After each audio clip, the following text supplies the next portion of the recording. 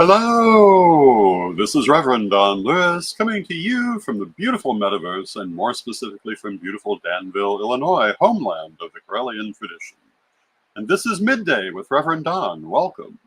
And as you know, if you follow Midday with Reverend Don, you can type your questions or comments onto whatever platform you happen to be watching on, and they will show up here in my chat room and we can talk directly.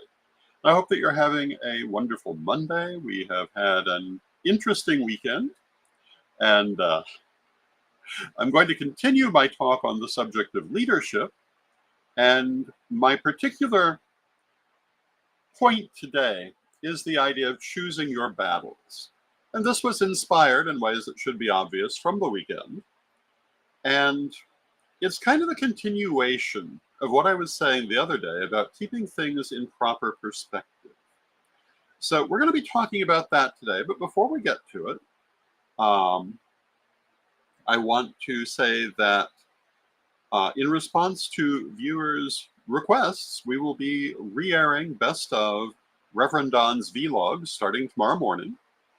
There will be one vlog per day at 5 a.m. So it should be available all through the day. Should be a good time for some of our overseas people to catch it, quote, live, and should be available online all day long for everyone everywhere. So, and also certainly our earliest programming of the day. Now, of course, and hello to Janet in the chat room. It's good to see you, Janet. It is worth saying that the best of Reverend Don's vlog that will be airing tomorrow, which is called Blood Bond 2, what has not actually been, quote, live, end quote, since September 12th of 2012, or 12 Aquarius. But that's the point of being a best of. And hello to Janet in the chat room. Hello to Janet Winston. Hello to Janet Gann. It's good to see you both. And hello to Arlene in the chat room. And hello to Lolan and Gwenny in the chat room. It's good to see all of you. And we will be having one best of Reverend Don's vlog each day for weekdays. And I'm going to take them in order, starting from the one we're beginning with, at least initially, and we'll see how people react to them.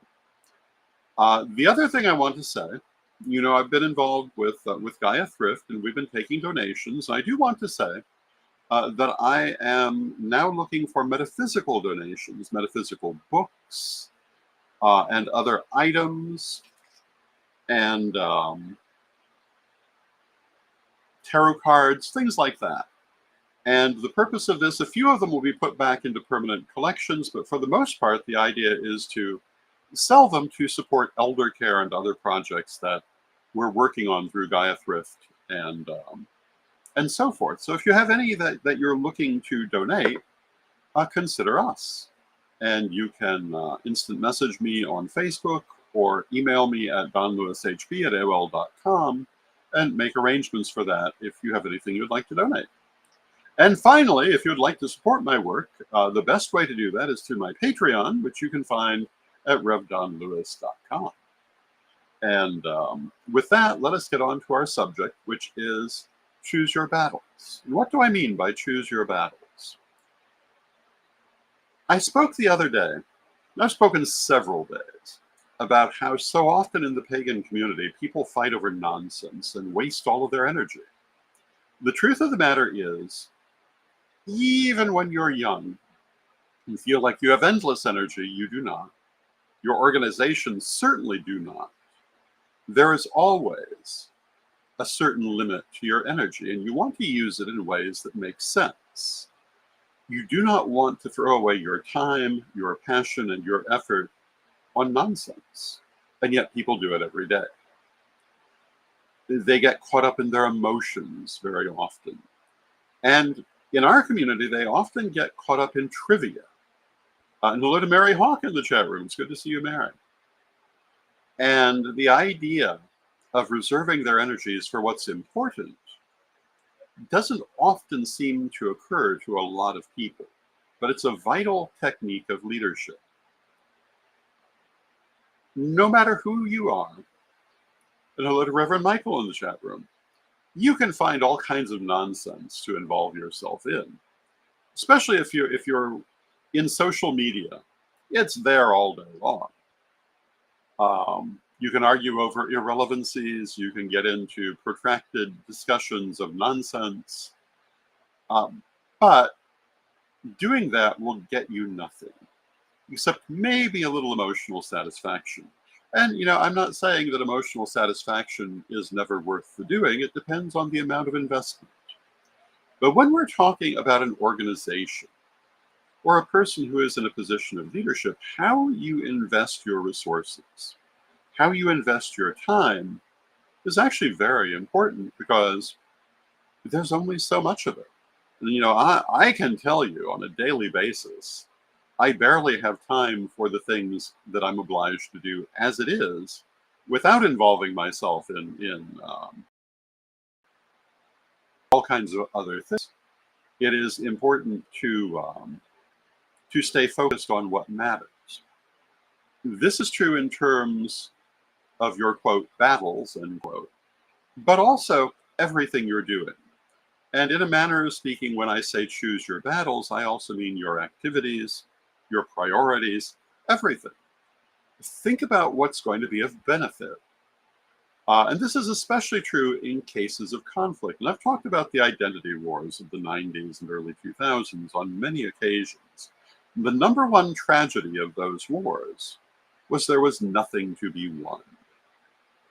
At best, there were some minor bragging rights involved in the various different fights, but they did absolutely nothing for the positions of the different groups in the real world. They did nothing to advance the civil rights of the community.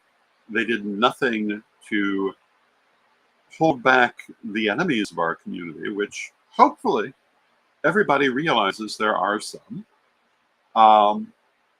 These things just wasted time and energy and people. Because very often what happened is that large numbers of people left the community because of these wars, either because they were on the losing side and lost hope for their future in the community, or they were watching it and just looked at it and said, I don't want to be involved in something like this. And, it's hard to avoid this sort of thing ever happening. Because people are people, and people will fight over nothing. But if you're in a position of leadership, you never want to encourage it. And the best response is usually to ignore it if you can, and let those who want to fight over scraps go fight over them. You cannot stop them. You cannot make peace among them. And hello to Fox Fur Witch and to Lynn Townsend in the chat room. It's good to see you both. It would be nice to think that you could make peace among them. And I'm not going to say there's never an occasion.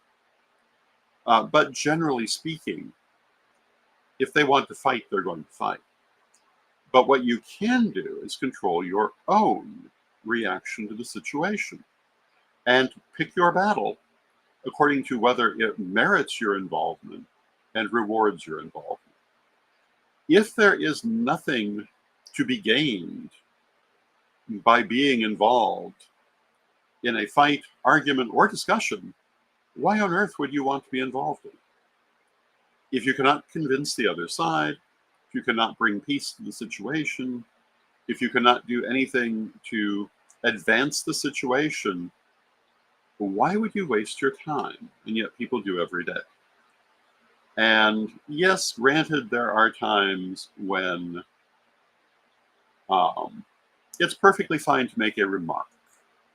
I mean, that one of the things I follow extensively are archaeological,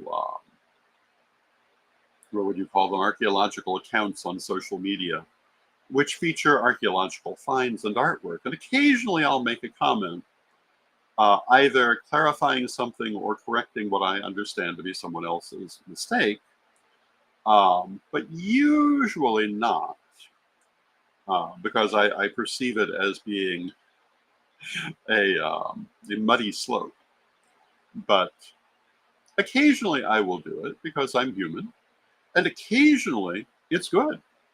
Occasionally people are happy for additional information. Um, but generally, what would be the point?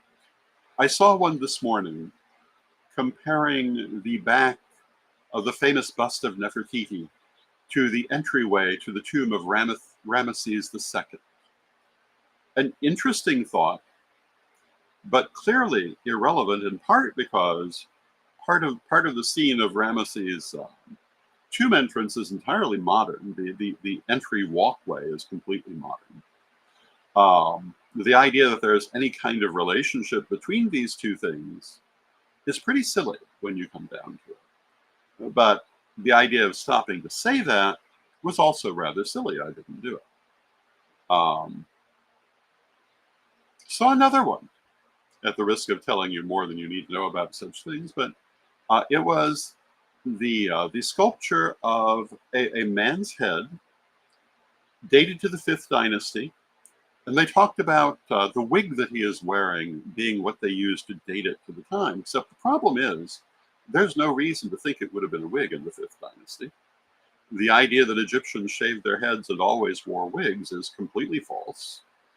It is true for certain eras, and it's true for certain professions, such as part of the priesthood.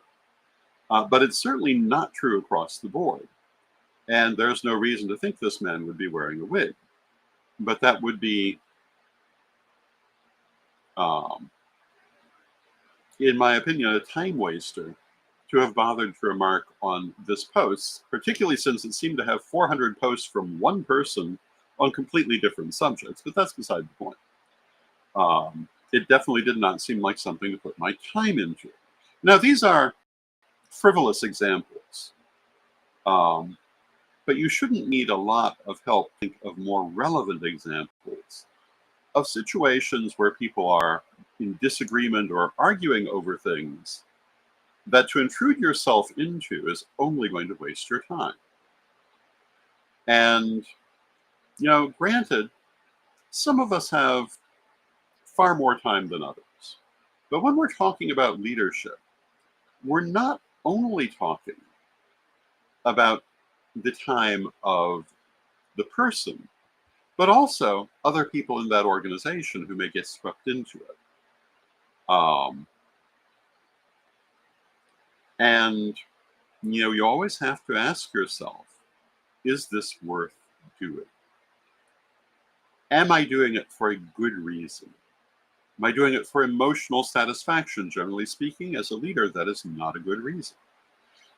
Am I doing it because I think they're wrong? Well, then the next question is, well, does that affect me and people I'm working with? And is there anything wrong with their being wrong over there? And, I kind of come from the point of view that, if you want to have a different opinion, go ahead and have that opinion. And if it's something that I think is wrong, well, generally speaking, I'm not too concerned about that, not least of which because although I think I'm right, I'm mindful of the fact I could turn out to be wrong. And then, of course, there's the question, well, is this opinion we're talking about anything of importance? Now, occasionally, I will make a comment on something that I think is of importance. And, of course, I'm not really talking about just making random comments. I'm talking about entering into actual conflicts. And generally speaking, you just shouldn't do it. If you're going to do it, make sure that it's something you should be doing. And also, that it offers you something for your time. I mean, if you're just going in to defend a position, well, sometimes that's worth doing. Some time ago, there was a conflict over who was the oldest pagan channel available online. And it is Corellian TV, then called Magic TV. There is no stretch of the imagination by which there is any other. And yes, we did feel it necessary to say that. However, we didn't make too big a deal of it or go after it very long. But what I did do is I made a special talking about all of our years in doing this with video clips to back it up. And someone else wants to go back and say their 2 years of history is longer than our 19 years of history, just under 20. Well, they can do that, but it's not going to look particularly good for them because it's obviously not true. I don't have to sit here and stamp my foot over it. But it was necessary to say it. But getting into a full-blown war over it would have been silly. That's what I mean by picking your battles. Sometimes you may have to say something, but is it really worth any kind of major conflict? Usually it's not. Now, when we're talking about the civil rights of our community, that's always worth a major conflict. Sometimes more than others. But, I think back to Patrick McCollum and his years of battling for the rights of prisoners in the U.S. prison system. That was a major battle, one that we did a number of reports on and did our best to support at the time. And, that was worth every moment of it, especially because he did win in the end. And although there were pagan priesthood working with pagan prisoners, even before he won that battle, it was very location dependent. But when he won the battle, it became possible all across the country. And if you are a pagan prison minister, you owe a debt of thanks to Patrick McCollum and to other people who worked in that battle. That was a battle worth choosing. If you're arguing over which quarter to start casting your circle in, that is not a battle worth fighting. That is simply a personal or a tradition difference. If you're arguing about what element to assign the wand or the athame or other magical tools to, that's not a battle, that's just a disagreement. And it's a disagreement that goes back centuries because these things don't come from a single source. Speaking, for example, about the assignment of magical tools and elements, there are a variety of sources for this, including grimoire magic, including the tarot, including ceremonial magic, and they never agree. So of course they don't agree in magical practice in the modern world. And in my opinion, it's simply a matter of what works best for you or your tradition. And the idea of anyone fighting over it is a waste of time. And yet, throughout the 90s and early 2000s, there were full-blown wars over this nonsense. This is what I mean by choose your battles. Choose the battles that make a difference. What on earth is the good of expending vast amounts of energy, possibly destroying people and groups in the process, possibly destroying your own group in the process, over trivia? Because in the end, the things like I just mentioned, assigning the elements to magical items, that's trivia when all is said and done. Civil rights? No. That's something serious that affects us. One of the things I point out to people, none of this is permanent. It all grows and changes. And if you look at magical practice 100 years ago, it does not resemble in every aspect magical practices today. A great deal has happened in that 100 years. If you look at magical practices 100 years earlier, a lot happened then too. If you look at the magical practices of the ancient world, a lot has changed since then. Now, there's also a lot that has survived, but a lot has changed. And if you think 100 years from now, people are going to be doing exactly what we do, I've got news for you. Nothing historically supports that point of view. Now, is part of what we're going to do still going to be there? Well, yes, part of what we do will certainly survive, but other things will change according to what people choose to do. One of the things I was speaking about not too long ago is the use of sage in smoke purification or sensing. When I was taught back in the 70s, this was generally not done in Wiccan practice. Was purification by smoke done? Well, yes, it was. Sensing more commonly used things like frankincense or myrrh or other more traditional European styles of incense.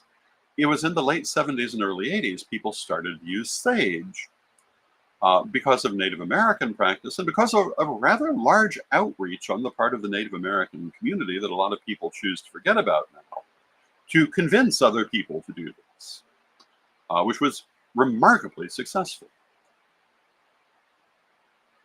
I personally think that we were better using a wider range of things and certainly should, to some extent, return to that practice, although I see nothing wrong with sage. You'll notice if you read any of my works, I speak about using sage in various ways, but I never specify white sage. That came in after my education. The kind of sages that we used tended to be other varieties. But this is part of how things change. So if you're going to fight about something, don't fight about minor changes. They're naturally going to happen. It's just part of being alive.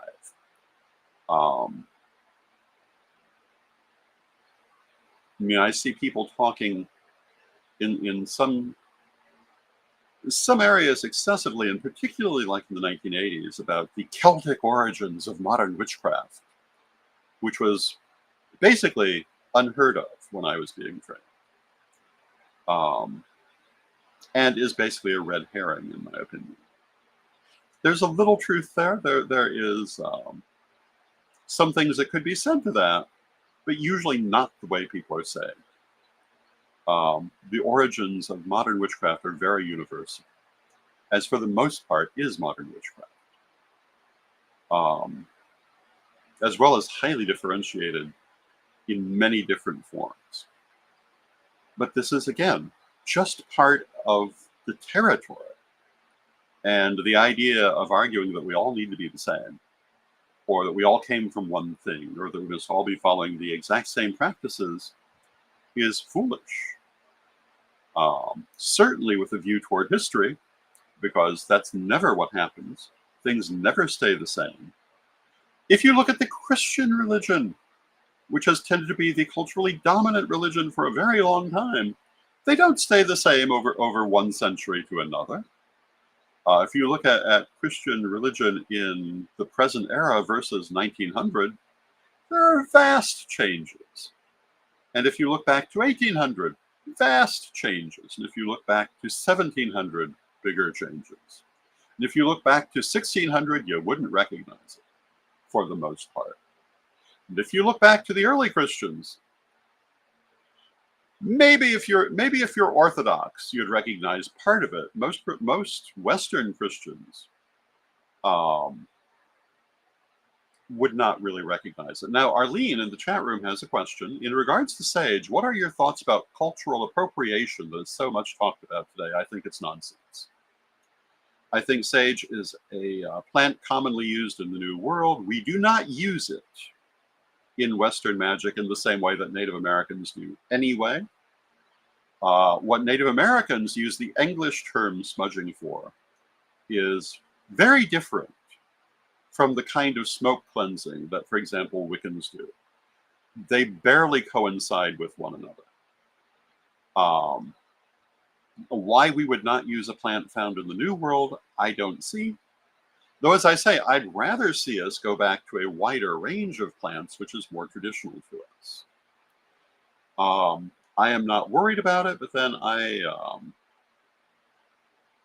a great believer in the fact that we're constantly developing and borrowing from one another anyway.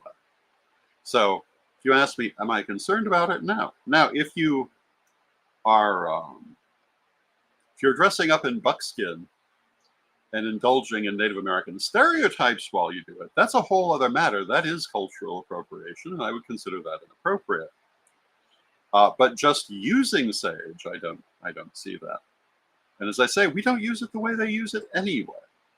And as for the word smudge, I'd rather see us discontinue using that and go back to the more traditional word of censing or cleansing by smoke, which is what it was called when I was trained. But smudge is still an English word.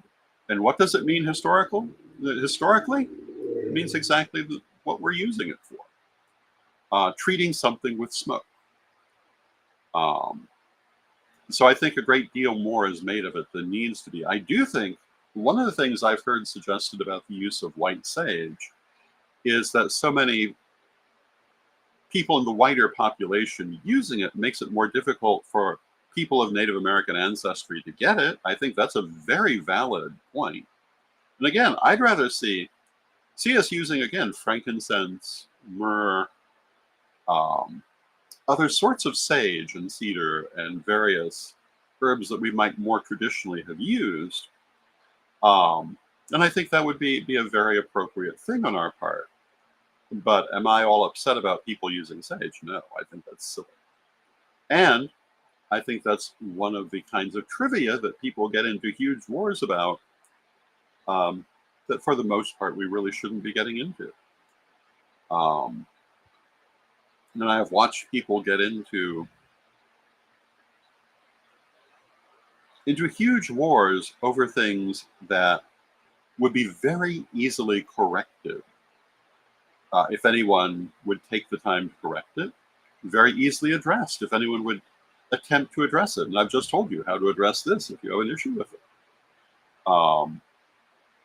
The reason, in my opinion, that so many people practicing different forms of Western occultism use sage is, one, because of that heavy outreach in the 60s, 70s, and 80s from certain Native American teachers to convince people to use it, together with the fact it's been extremely well marketed, and you can find it everywhere.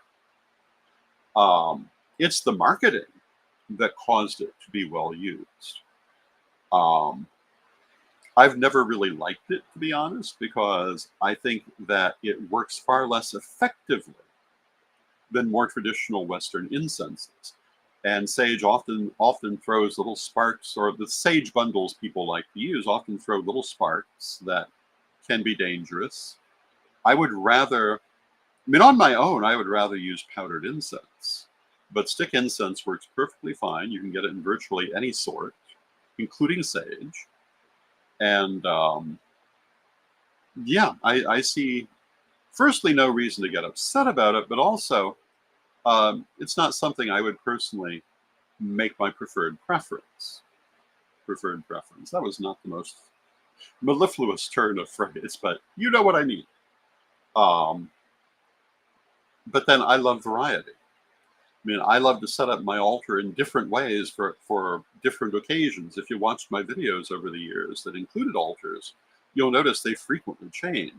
And I've known other people who would love to keep their altar exactly the same. Nothing would make me happier than using 20 different kinds of incense in 20 different 20 different rituals. And Gwenny says, people seem to have plenty of energy to point out differences, don't they? And too bad they don't use that energy to find similarities and peace. Well, that's my point for today. Choose your battles. And, this one about sage is a perfect example. Is it the practice I prefer? No. Am I going to make any issues about it? No. It's not worth my time and effort. I can't change it. So why should I take any particular action towards it, except by example? And if people like to follow my example, then they might choose some other more traditional Western incense for their sensing purposes. And but argue about it? That's silly. And it helps nothing, solves nothing, and just wastes energy. And that, again, was the purpose of today's conversation. Don't waste your energy.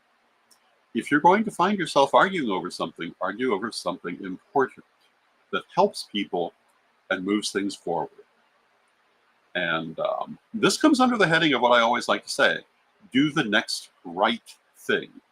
Don't fritter your energy away.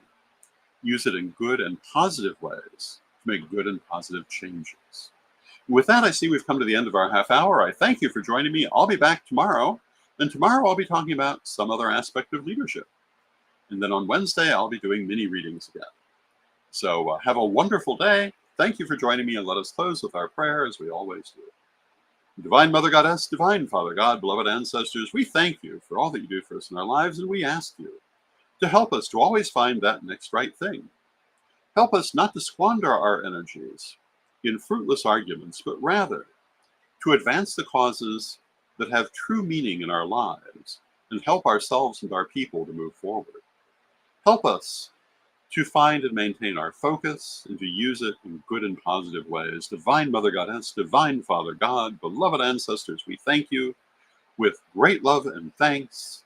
And knowing you are always with us, still from respect, we thank you for your presence, and may you be blessed now and always. May you be blessed now and always. I thank you